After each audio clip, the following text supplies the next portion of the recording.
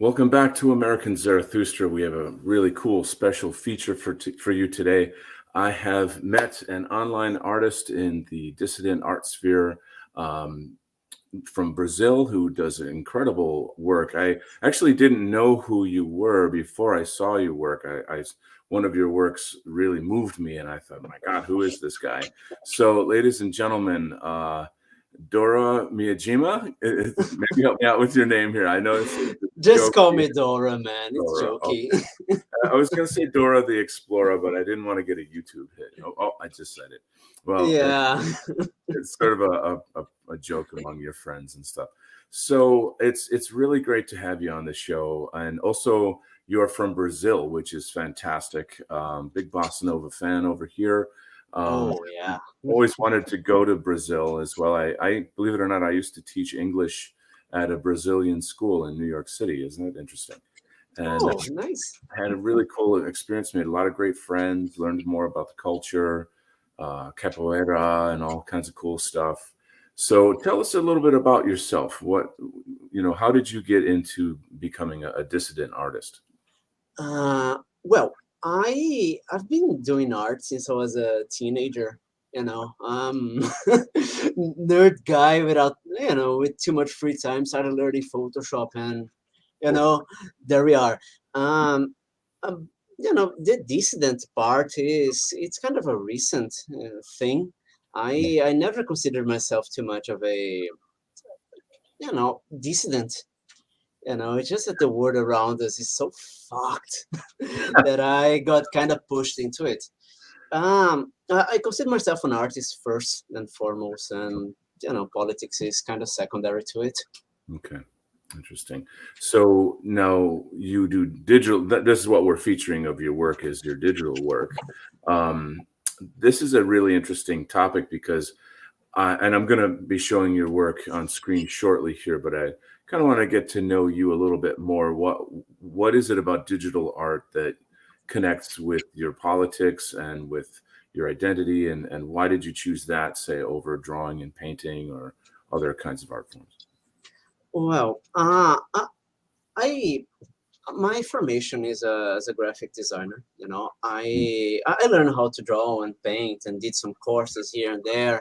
Yeah, I know art theory, but the what I like about the digital medium is the dynamism of it. I can literally make the images move. I yeah, can give them more life, in this way, and it also connects with the age that we live in. It's all digital. It's all non-physical. So I think that it's an interesting aspect. yeah. Uh, Another thing that I like about the digital is that there is no mistakes, only happy accidents. I Hmm. can redo and undo and change things around. It's a more dynamic process than doing an oil painting or something like that. And I do photography and other stuff, but I kind of keep it aside. I see. I see. Do you make a living from graphic design, or is that more of a hobby? Yeah, I make a living from it. Oh, I okay. I do social media managing. I gotcha. Yeah, because your sense of graphic design is extremely strong. Like your design work is powerful. I do graphic design obviously for just as a part of my job, but as an art teacher, it's something I have to teach as well, and I'm able to see things clearly. And I just want to compliment you. I think you have a really strong grasp of that, and that makes the work more powerful, especially with the themes and the meaning that's coming across. So we'll just maybe I want to ask you a little bit about your politics. If you could just kind of expand. I know you were saying like that's secondary to your art, but I don't know for example, what are some of the channels that you watch or people you follow on social media, particular ideas that you're interested in? Well, first of all, about I think that I might start where I began. Mm. I began watching this whole wokeness thing around Gamergate. It's cringy to say it, but it's true. Yeah, I'm yeah, not gonna lie. correct, correct. But since then, I kind of watch the more NRX guys. I think that Mhm. it's a nice grasp on what's going on, besides Right. the surface level politics. I Hmm. think that, you know, those guys like Auron or fucking Charlemagne. Right. I'm also reading more the philosophy of Evola. I began Oh, doing it recently. very good, very good, very good. Yeah, I kind of like to get deep into the subjects, and it All always right. inspires me to do more stuff. Awesome, awesome. So, what would you? I don't know. I mean, how do I put this? In Brazil, what's the general climate on in terms of like the political culture and in regards to nationalism? You know, is it underground? Is it persecuted? Is it mainstream? Well, give us a general sense of the environment. You know, the Brazilian politics kind of follows the US politics. You know, we got like those nationalist boomers who are still on the Bolsonaro train. Yeah. And, you know, there's a whole bunch of people who got disillusioned with him. I voted for the guy twice, but holy fuck, I'm severely disappointed with him. Yeah, And we all went through that with Trump as well. You know, yeah, exactly. It's the problem is that one man cannot change the system by himself, and it kind of he kind of got crushed, you know, by the wheels of the system, and yeah. we're kind of stuck in a limbo right now because Mm-hmm. he's there, he's paralyzed, and you know. Got some support behind him, but it's mostly the MAGA boomers, the Brazilian MAGA boomers. I see. Okay.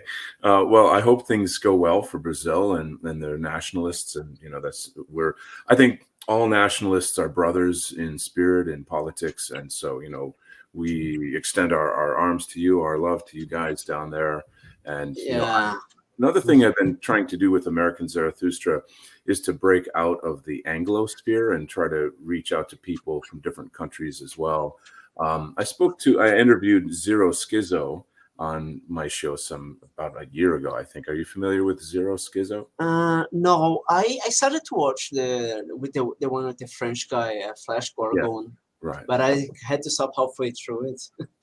But Mhm. I don't know who Zero Oh, Schizo okay. is. I think he's from South America, and he's pretty powerful advocate for fascism, and he's able to explain the ideology and the history, and specifically how it relates to cultures and politics history in South America.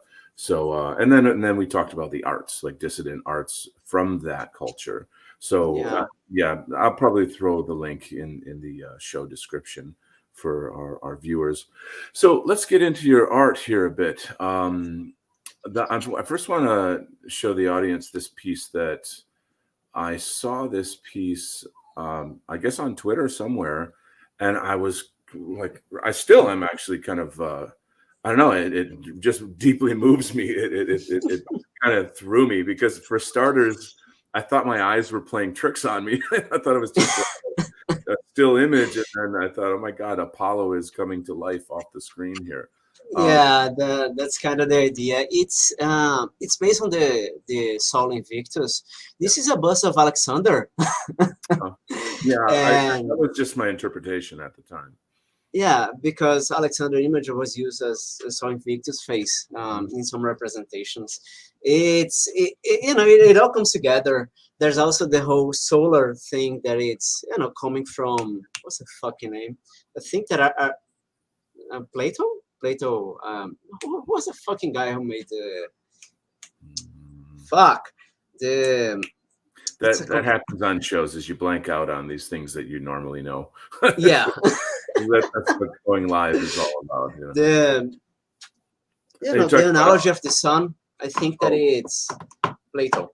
So, oh, you know, where the sun represents the goodness of life and stuff like mm, that, the ultimate truth. So mm, that's kind of the stuff that I wanted to pass on. You know, the mm. idea of the Sol Invictus, the idea of a solar and strong idea, kind of like the Apollonian idea that people follow on So, Twitter.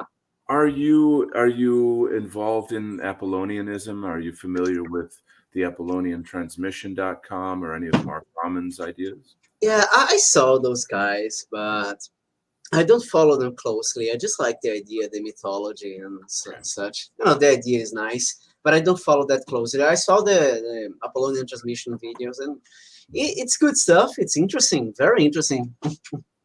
No doubt, no doubt. Yeah, actually, I want to highly recommend everybody to check out the ApollonianTransmission.com. Not the easiest thing to type out, but like Yeah. it's great. It's like American Renaissance, is Amaran, like that's what he needs. But anyway, I'm really, really a strong supporter of his ideas and his research. I find it's very fascinating work. It's really powerful work. It's not for everybody, probably. There's certainly very controversial aspects of the work, and but it's unique and it stands out. And I think the notion of us trying to reconnect with our Greco-Roman civilization and those roots are really important, and they really strike a chord in our movement specifically, and kind of on a psycho-spiritual level as well as a historic level. So this piece, that's part of why this particular work of art here really it grabs my heart. I mean, it kind of grabs me by the throat. It makes me pay attention. But that's because I'm informed on those topics and I'm plugged in to the sort of the solar god of Apollonianism. So Yeah, anyway, exactly. The solar energy was the thing that I try to transmit. With this one, it's yeah. yeah, So powerful.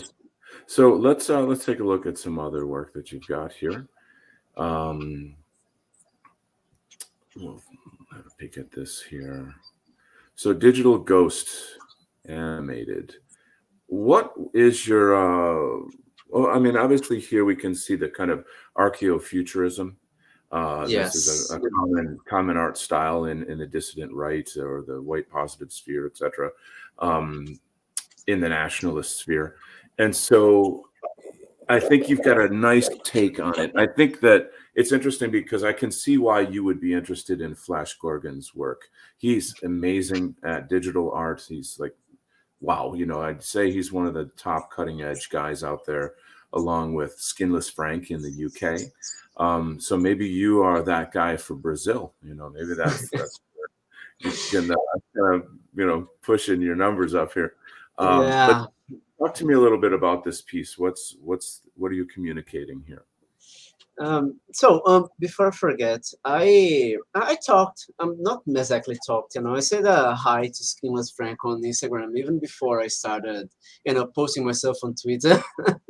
And yeah, I saw those guys on Instagram. Fucking amazing. I know. So this one, it's about how can I say exactly? It's about that today there is no more physical reality behind stuff. Mhm. Things have less and less meaning, and we just become digital ghosts inside the Yeah, internet and shit like yeah, that. true, true. It's about the liquidity of Mm, that we absorb info, we see stuff, but there's less and less meaning behind it. Oh, The yeah, yeah, there's a quote on the side here by Jean Baudrillard. Baudrillard, yeah, We the live in a world where there is more and more information and less meaning, and so that contextualizes the artwork quite well. I think the use of, I don't know what kind of filter you used on it, but it digitizes the sculpture, and then the way that the words error or eros, yeah. eros or error here. There's an eros in there. Yeah, That's very it's all mixed up. it's a It's very to be clever kind of play. glitchy. Yeah, Very clever, exactly. yeah, very clever play on words there. See, that adds another layer of meaning to this, which makes it even more enjoyable.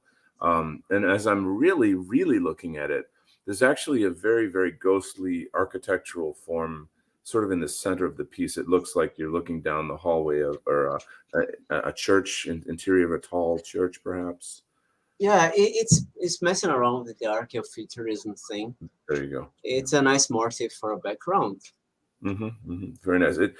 As an artist, you have to play with layers, I think, to create something interesting, visually engaging. And the way that you made that so subtle and almost imperceivable adds a kind of a nice tension to the piece. So I think that's beautifully done. Yeah, exactly. Hmm. All right, let's look at some more work here. Um, Violence. Equality is a false god. That's powerful. This has obviously a very strong graphic design kind of. This looks like a book cover to me in a sense. Yeah, yeah.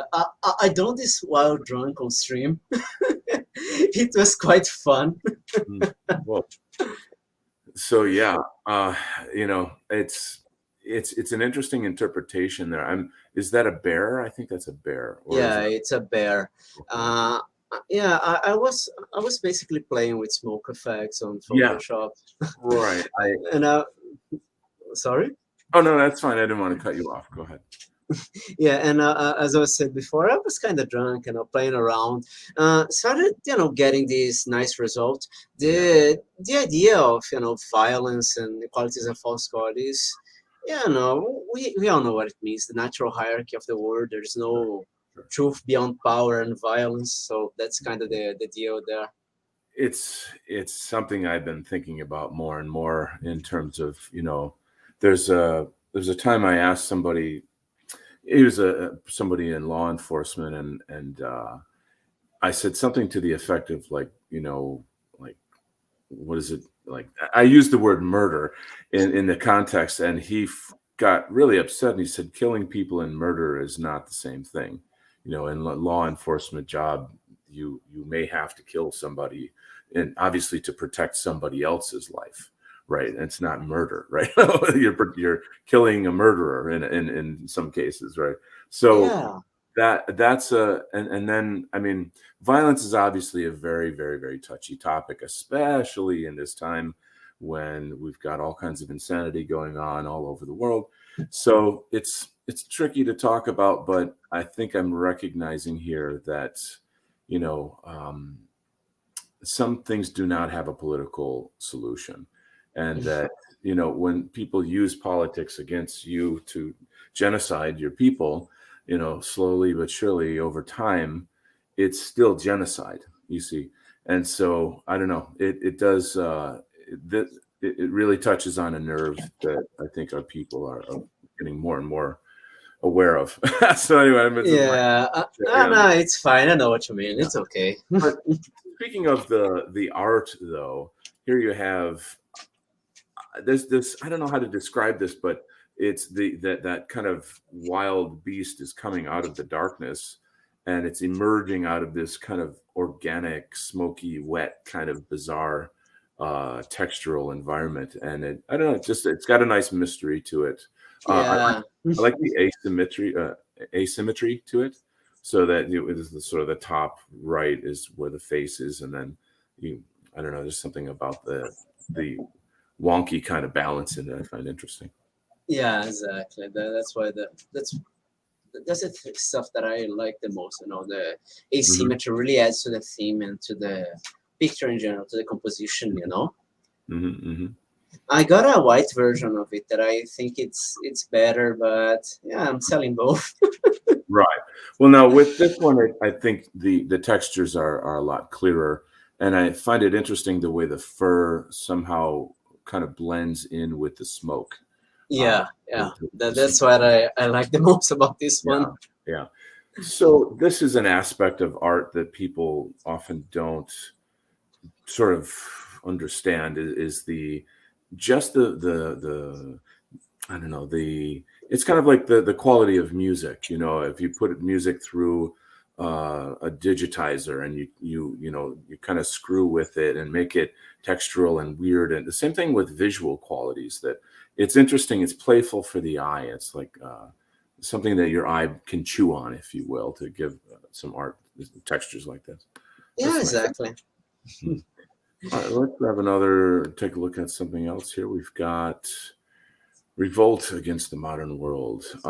The This sort of, I don't know what to call it. It's like a crown, but it's gold, but it also looks kind of like it's on fire a little bit. I can't. Yeah, I was playing with these elements. I use gold a lot. It's because I love Gustav Klimt. I think that's his name. He Hmm. also used gold a lot. I Yeah, think that you know the artist guy. Yeah, So Gustav Klimt is famous. Yeah, for yeah, sure. it's famous. Mhm. So yeah, I kind of, it's one of my inspirations. So I kind of try to, get some gold in there. I think that the gold stuff really, how can I say? Besides adding texture and Yeah, playfulness to the whole deal, yeah. it represents something pure, something Mhm, that has mhm. value. Yeah, That's what I like the more about the gold. beautiful. And then, Yeah, again, from a graphic designer's perspective here, it adds contrast to the piece because exactly. the rest of it is monochromatic. So monochromatic means you have, let's say, I don't know, like a beige brownish color, for example, and then you add white or black to it. So you just have lighter or darker beige, whereas then you have a nice, rich, beautiful goldish yellow, and then that pops out against this kind of grayish sort of background. So Yeah, that was the idea. So mhm. Exomac said that it would be awesome if it was animated. This Revolt Against the Modern World is one of my old work, so Okay, I can't animate it anymore. I kind of lost. I didn't lost the file, but I it's see. old stuff. Oh, I understand. I don't know that. Yeah. That actually opens up an interesting question.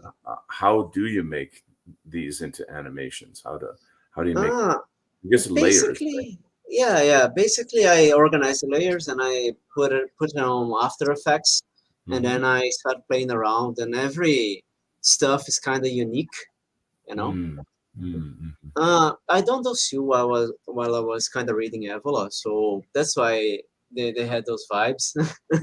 Yeah, yeah. It's about tradition. It's about revolt against modern world, one of his most famous books, Yeah. and stuff like that. This one is I done it around the same time frame as the other one, so that's why they kind of looked on the same motif.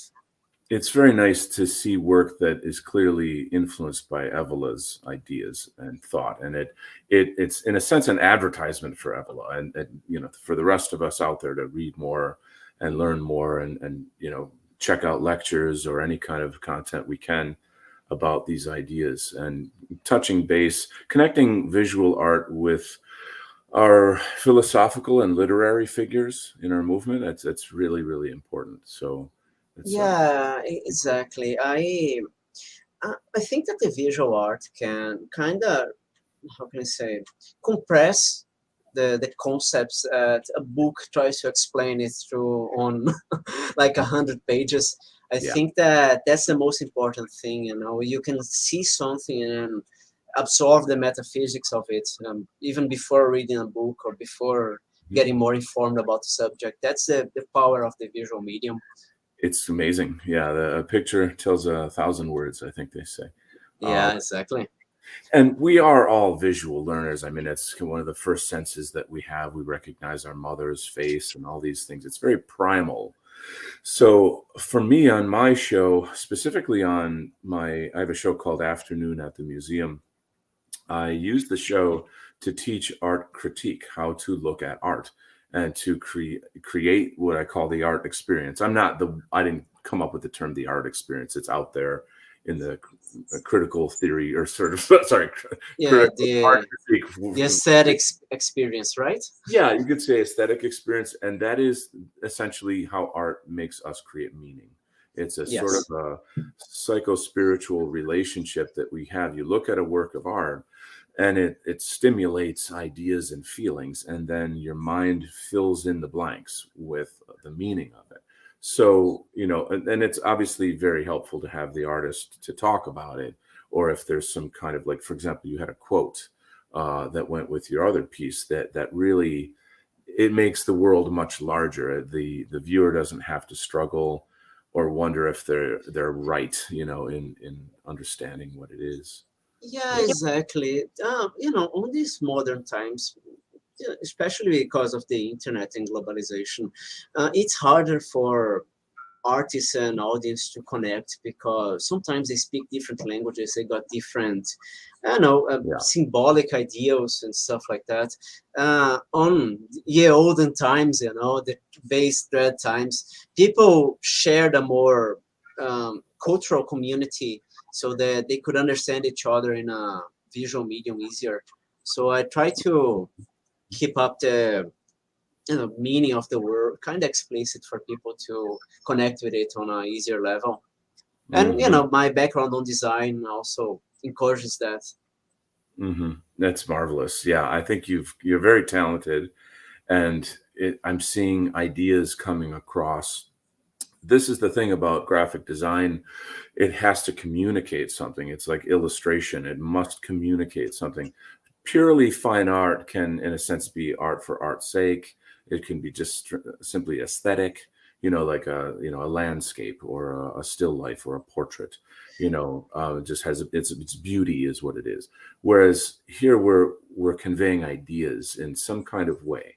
So again, that Sol Invictus kind of theme I'm seeing here again. I think the use of that kind of sort of like a flaming laser type Yeah. flame. That It's the vaporwave thing, man, the neon. yeah, there you go. See, like so in among the vaporwave world, there are artists and archaeofuturistic types. These are elements. These are kind of the tools of that style, and so Yeah, I find your use of that really enjoyable. Again, what's really key though is this kind of blue natural background that it's really subdued in the dark, but the way that it's moving in and out, and then that creates a deeper sense of dimension, and then also the darkness makes all the light areas pop forward. So exactly. you, you really know your stuff. You really know your medium, and the way that Yeah. you're able to translate it into animation is quite lovely. I I remember doing this one around 2019, I Hmm. think 2019 or 2020. Yeah. It was one of my first pieces that I done publicly. I done it live, totally live. Wow, that's And, pretty good. That's a lot of pressure. yeah, I still got the video saved. Cool. That's it, great. it was a fun one. Back then I was more interested on the whole vaporwave thing, but now I'm trying to move beyond it. Not Yeah. nothing. I got nothing against vaporwave, but I think that this style is kind of getting tired already. Well, there's only so many elements. I mean, it's like there's only so many ways you can cook chicken, and after a Yeah, while you get exactly, sick of eating exactly. it. It's like, okay, I need something else. Yeah, Um, exactly that. Nothing against the guys; they do amazing work, right. but it's good to always try to shake things up. Well, this is something I've been saying for a while, is that I could tell just from the beginning that if people don't start getting really inventive and breaking some rules in vaporwave art, this is going to have a short life and have a short life. Yeah, exactly. And, especially because I think that we dissidents need to create a aesthetic language of our own, Oh, yeah, yeah. Oh, yeah. because aesthetics is not only about, oh, I done something, it's beautiful. It's about, a vision of what's good, beautiful, and true. Hmm. So we need to create art that kind of is able to transmit that, transmit these ideas. Good. And vaporwave is kind of getting stale at that. Yeah, yeah, yeah, yeah. Well, yeah, it's a formula, and I mean, I think it's great that we have it, but I like to see people like yourself who are innovating and moving forward and going beyond that. So let me just read the quote here that goes with this piece. Just as treasures are uncovered from the earth, so virtue appears from good deeds, and wisdom appears from pure and peaceful mind. To walk safely through the maze of human life, one needs the light of wisdom and the guidance of virtue, the Buddha. So that's a beautiful piece, beautifully done. All right, let's have a look at some other pieces here. Um, Now, here we have, I guess I'll just open it up and take a closer look. Um, we began as wanderers, and we are wanderers still. Carl Sagan. Okay. Now, is this a piece that you were commissioned to do? No, no. This was very early that I done. Okay. Just playing around with the golden ratio and Yeah, I some. noticed that the Yeah, gold show up here. That's good. That's yeah. nice. Good piece. I mean, it says something about you and your art, though, like your approach to art. So that's how I'm looking at it, like in the body of your work. Yeah, exactly. I use a lot the golden ratio because I think that it adds structure and Yeah. it's kind of what I'm trying to put on with the aesthetic language that I'm using. It's the structure of art, the beauty by the beauty by technique, Nicely done. So from here to modernity, let it Oh, I consume. love this one. It's a very Oh, cheeky piece. why be yourself when you can be who they want you to be? Gosh, Yeah. where do I sign up for this? Take my money now. You know? So it's for sale for I think that around $25. Yeah, If yeah. you wanna give me money, bro. Well, there So you I got a censored version of it that I decided not to publish because it was kind of a fat posting thing. I could yeah. post it on the StreamYard. I don't know if I can. Mhm. Um, I think you'd have to send me the link, and I'll have to, and I could open it. You know, if you put the Oh fuck! I'm gonna put it on Imager. yeah, there's a private chat in StreamYard that allows you to share with me. Yeah. So let's use that to segue into NFT. What does NFT stand for? You know? It's a non-fungible token. The NFT is kind of a blockchain thing. It's kind of a code within the blockchain that attributes ownership and authenticity to something else. People now are using for JPEGs in general, but it can be done to pretty much anything.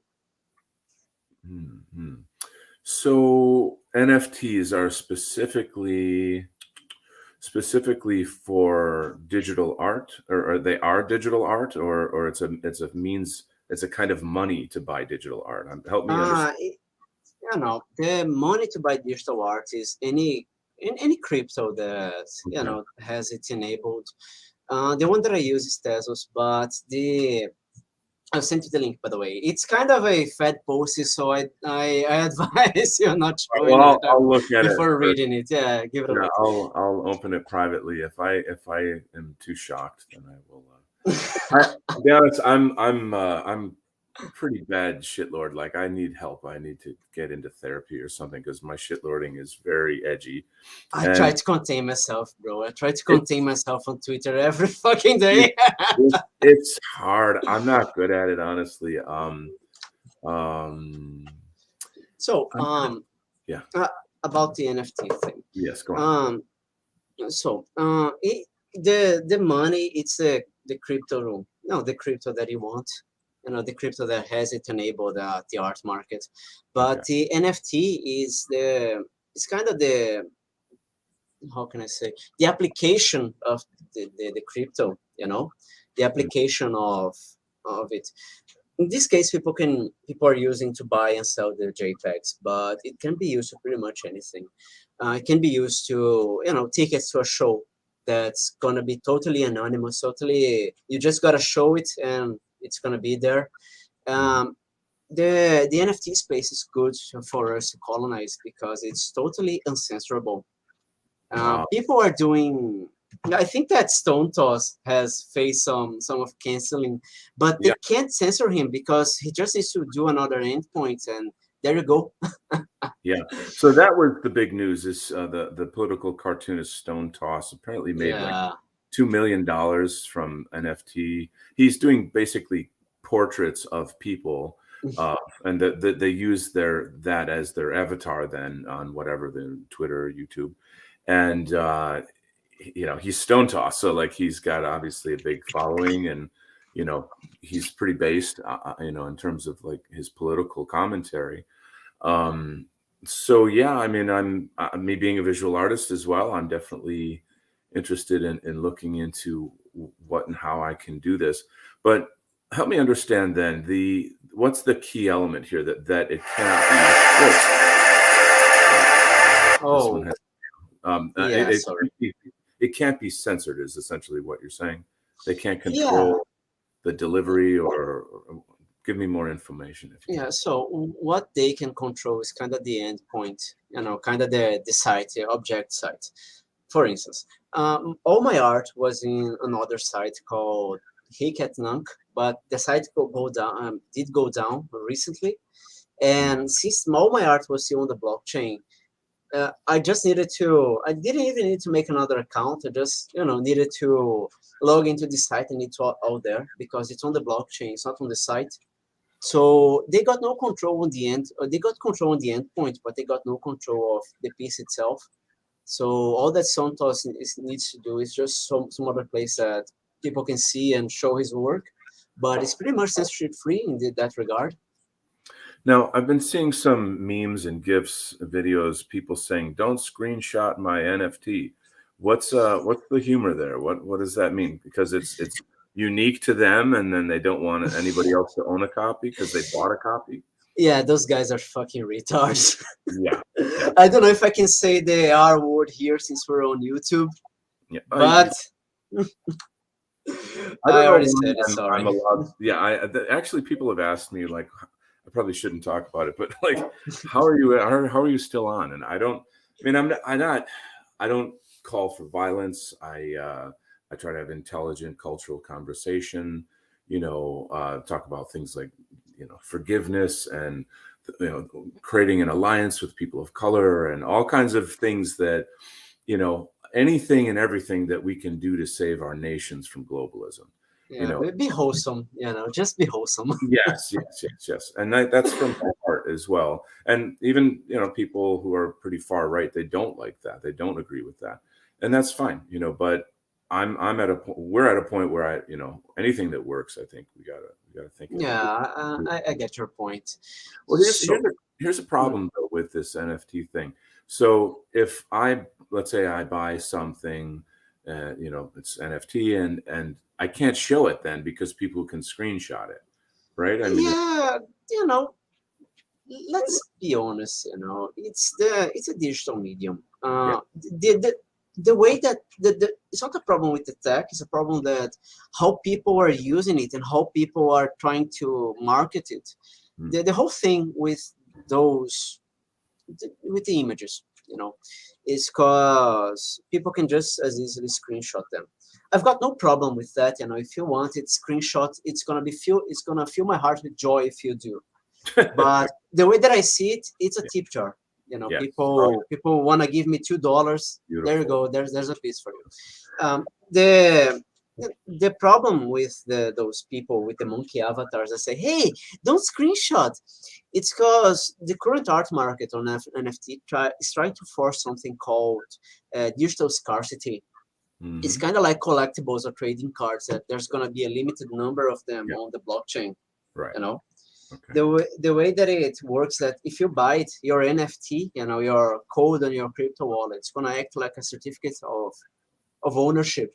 Mm-hmm. It's going to say, "Hey, you own an original piece, of an original Dora," let's say. And anyone can screenshot and have the same original Dora. It's just bragging rights. But those people with the monkey avatar, they're just stupid enough to spend like $100K in a monkey avatar and think that they have the right to people not to screenshot it. Come on, man. Don't be ridiculous. I know. I mean, were you born yesterday? Yeah, exactly. It's the internet. Kind of so if you see, most of my pieces has the editions right beside of it. It means that there's 14 NFTs be able to be sold. And after those 14s are done, it's not going to be on sale anymore. The real application of it is going to be like a ticket for a show. You want to go to a show in an anonymous way, you can buy like one NFT out of 100, and you don't need to give your money to any PayPal or any credit card. You don't need to show your name because it's all anonymous. Yeah. And it's all on crypto, so it's trackable, but it's way more censorship resistant than PayPal, for instance. So the beauty of NFT is aggregating a digital asset with a real world utility, and that this way we can build on parallelism and try to create a economic community outside the current financial global homo system. Right. That's the beauty of it. I get it. Yeah, it's a kind of like an economic rebellion in a sense, and then exactly.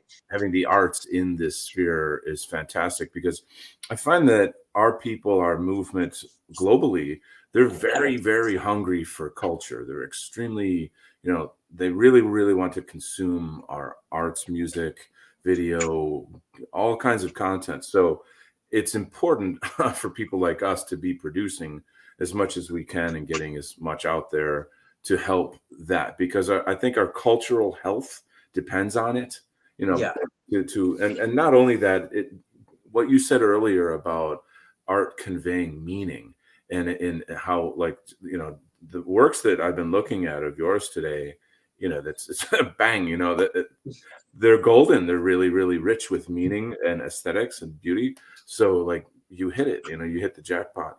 So, and then I've been in the arts for a long time, but especially in our sphere, I serve the white well-being community, etc. I'm, publishing and doing all kinds of stuff for, content developers in our world here.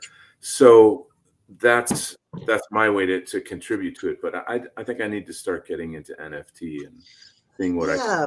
Because let's be honest, it's hard to live off the art. We can't just expect people to do stuff for free.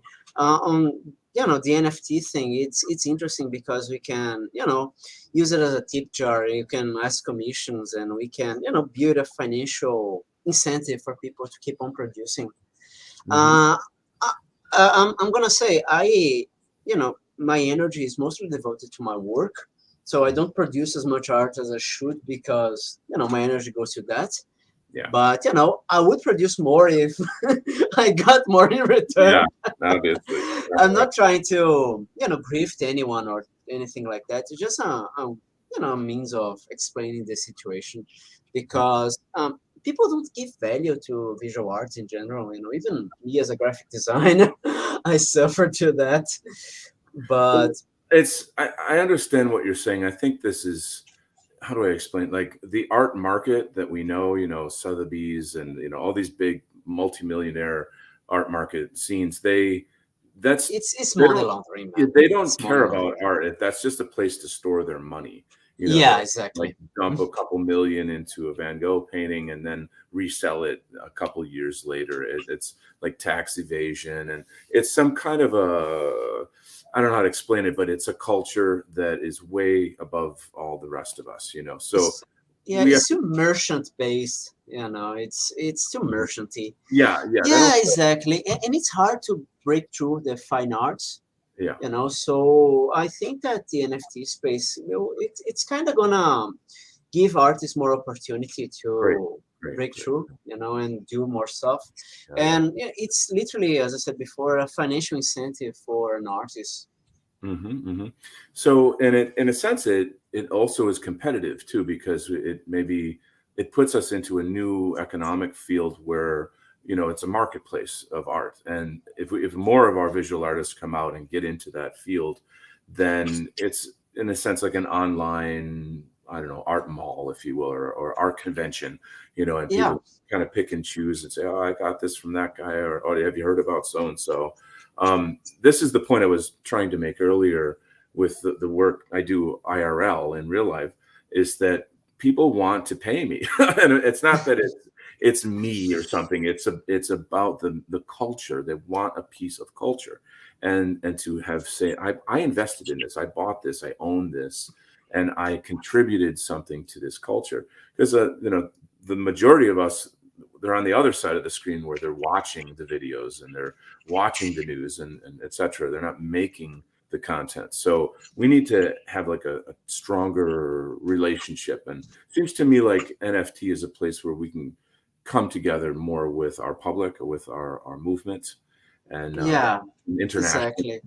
Uh, Yeah. yeah, especially because financial ties are gonna build a stronger community, and as I said before, they can't censor us there. So Mhm. uh, we can't be we just can't be excluded out of the system like they're trying to do now. So if you want to build parallelism, a parallel economic system, a parallel idea of a society, this is how we start. Real Mhm. life events, trying to subvert the whole PayPal thing. Yeah. Yeah. So explain this a little bit more for me down here. Like if you've got editions, so that would mean that you're only selling 5 JPEGs of this artwork.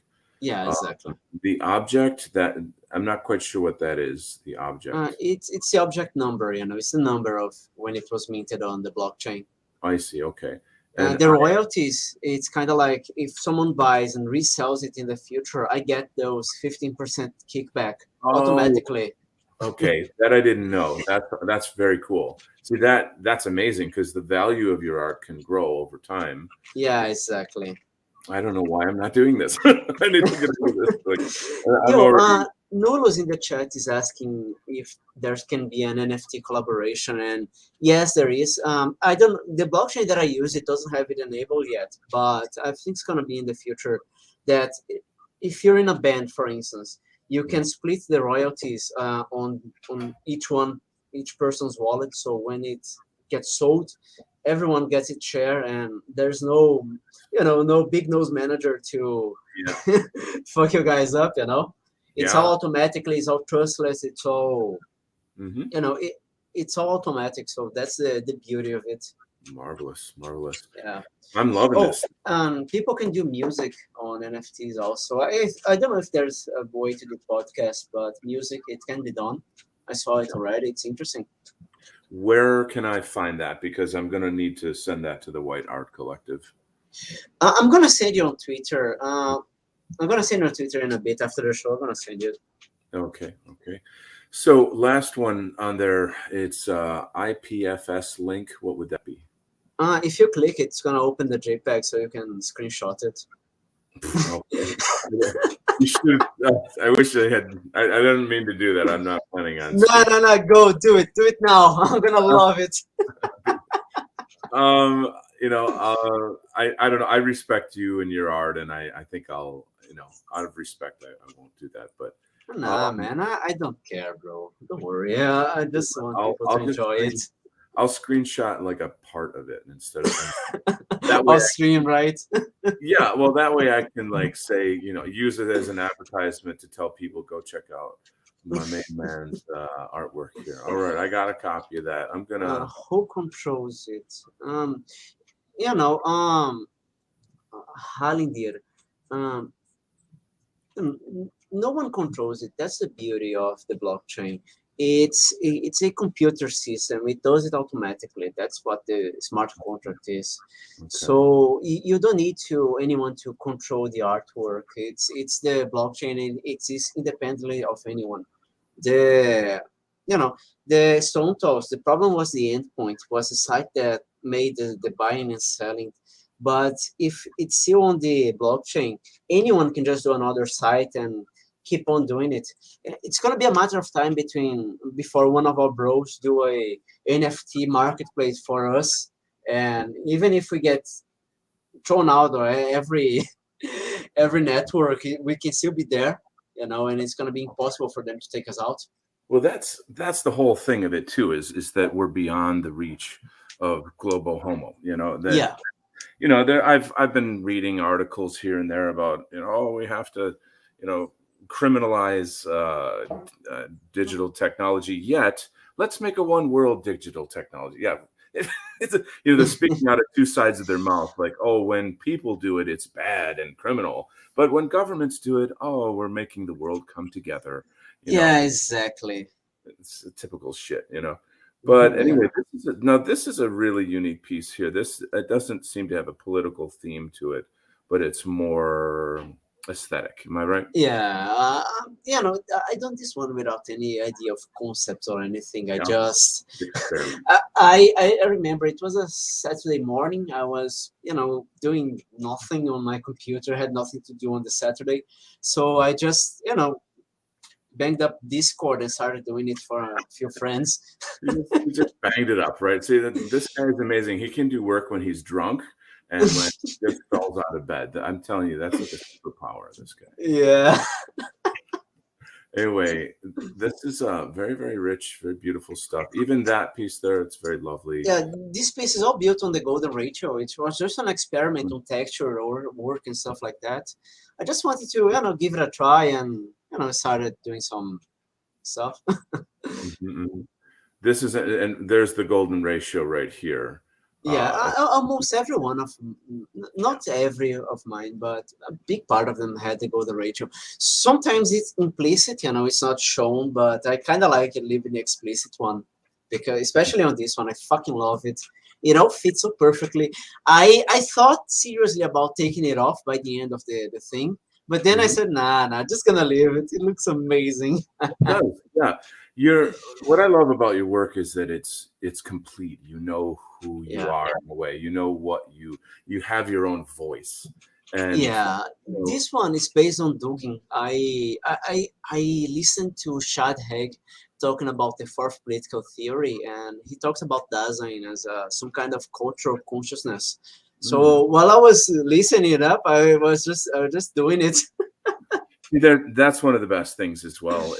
You know, I spend a lot of time in my studio working, and I mean, I've been doing this for over a decade, and I listen to podcasts and audiobooks and lectures, and I'm just like saturated with information from.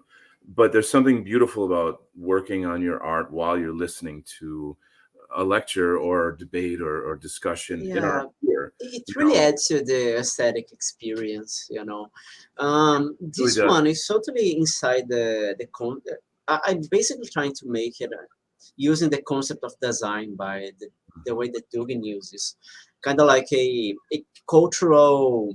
What can I say?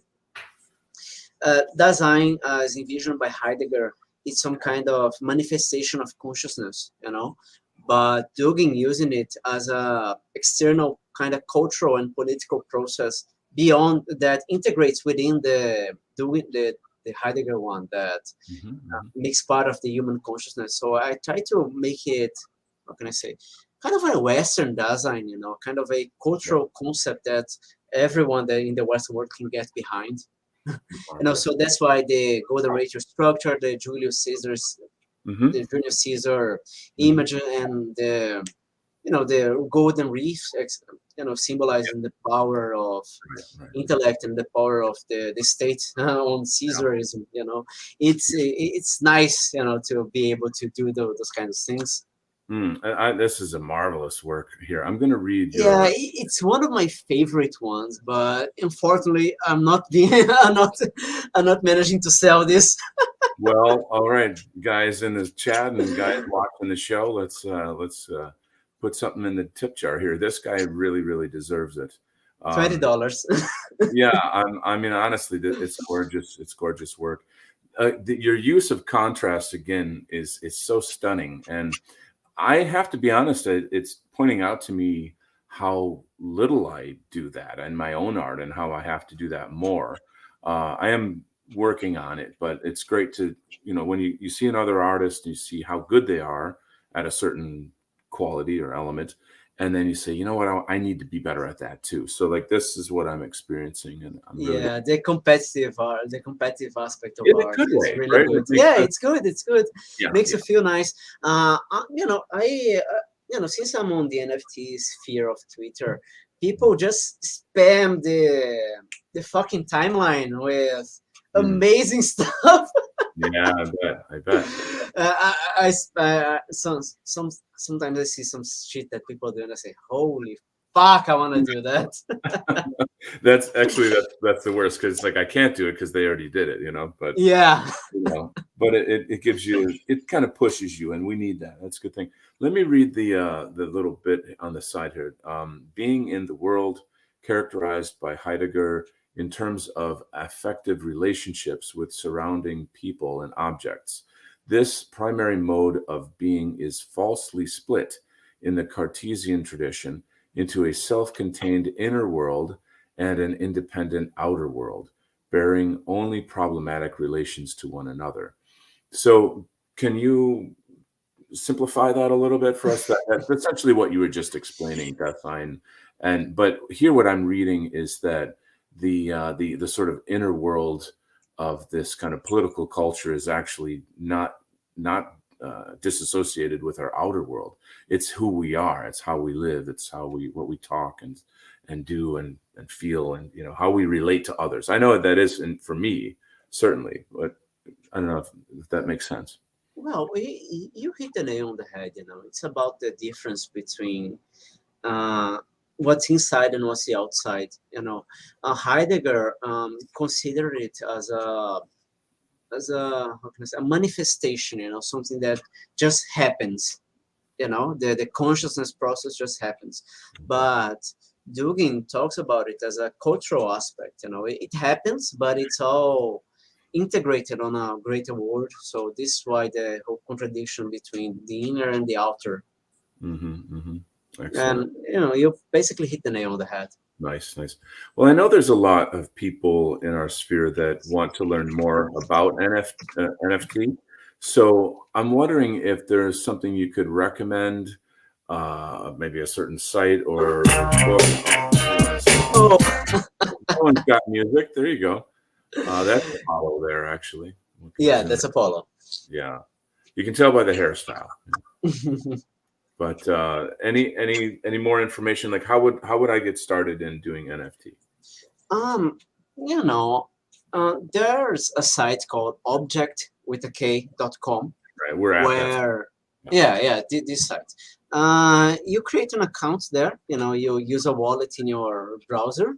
Obviously, guys, take care with your OPSEC. Don't get hacked. Uh, Yeah. Then you buy some Tezos.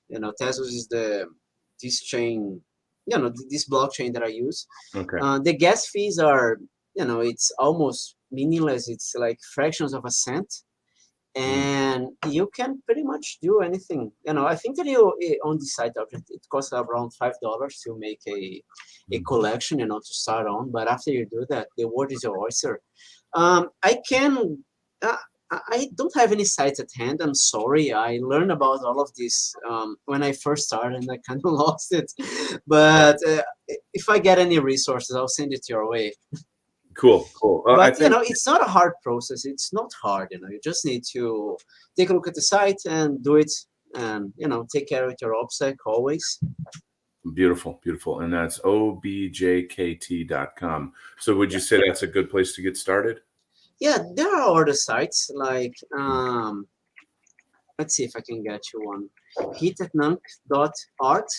Mm-hmm. It's a mirror of the site that I used to inhabit before it went down. So it was all open source, so it just went down, and some people just put it on a mirror. Okay. I linked it, just linked it on StreamYard. I'll put it in the chat. Yeah, it's the same thing, but you don't need to create the collection. So you can just start minting there. Just Okay. go object mint and put it on there. And the beauty of the blockchain, again, if you mint it on any of these sites, it's all the same thing. It's going to show up on both. And and on this one, the second site, you don't need to spend that $5 initial fee. So it might be better for you. Awesome, man. This is so cool. It's really exciting to meet you and to talk about this stuff, to get an insight into your ideas, to learn about this new cultural and economic opportunity. I think it's really, really important for our community. There's very many people doing a lot of different projects that I think could translate into this, for starters. And then secondly, it helps the massive audience that we have to plug into us creators and what we do, what the content we develop. So that helps to move the culture. It helps to move exactly. that's what we were just talking about. Changing culture, changing people, and winning this war, and so that we can survive against globalism and return to tradition. I'm pretty sure that when there's some NFT podcasts, people are just gonna jump on it on droves, Yeah. or some kind of NFT Patreon. I'm kind of waiting for that. Right. But that kind of stuff, it's that technology has potential. The problem is that the fuckwits with the ape avatars that go on Twitter, but you just pretty much ignore those guys and do your own thing. I think that though the NFT might be more useful for people with a more established base. Oh, I'm good. Yeah, I think it's well. I mean, is this new? Is it how long has this been around? I'm not that familiar with it, so I'm wondering, am I late to the party or what's the deal? Yeah. So I started it around March, but I first heard about it a long time ago, but it just Okay. wasn't used. Around late last year and on this year was when it really blew up. Okay. It's when people started, selling their monkeys for like 100K or seeing the applications of the technology. Well, I heard, once I heard about Stone Toss making big bucks, I thought, okay, I Yeah, better it's look over fun that. because we talked about it before the whole Sim Toss Bako. He was doing big money, I'm not gonna lie, but before he tried to get canceled around this weekend, we already see the stock plans. Wow, wow. Well, listen, man, it has been awesome having you on the show. I really will enjoy following your art, and I thank you so much for sharing both your art, your ideas, and then, of course, teaching us a little bit about NFT. We need to start getting into that more. I definitely will pass this on to the White Art Collective, and maybe you could tell the audience where they can find you then. So I'm on Twitter at Dora the Stormer. Mhm. It is a joke. You're not gonna. I'm gonna drop the link in the chat. Okay, go ahead. At Dora the Stormer. I'm also on Instagram, and that's a little bit harder. At Neo with a zero underline Baroque. I have Um, your art website is in the show notes of this video, so yeah, people can but definitely. the art. I've got more stuff on my Instagram, but I only put on the object the best ones. So if you wanna check out more of my work, my Insta is there. Excellent. Um, Well, yeah, brilliant. Well, once again, thank you so much for sharing your time and your expertise with us. And we'll stay in touch and talk more in the future. Okay. yeah, sure, bro. Yeah, Fabulous. we'll talk. Awesome. And thanks to everybody in the chat for your interest. And as always, please share, comment, like, subscribe to American Zarathustra. There's so much exciting culture, and now more than ever, it's time to get our word out there. So thanks so much. You guys have